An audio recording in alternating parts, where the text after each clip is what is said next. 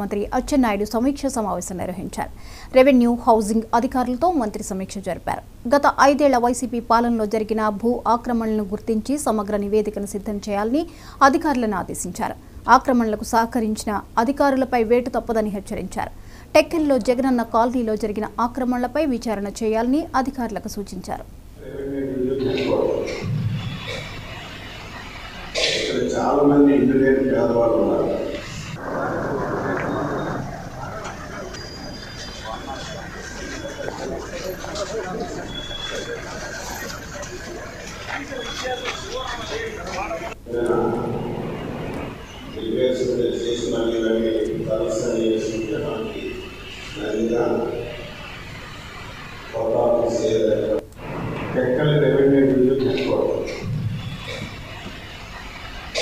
చాలా మంది ఇల్లు లేని పేదవాళ్ళు ఉన్నారు.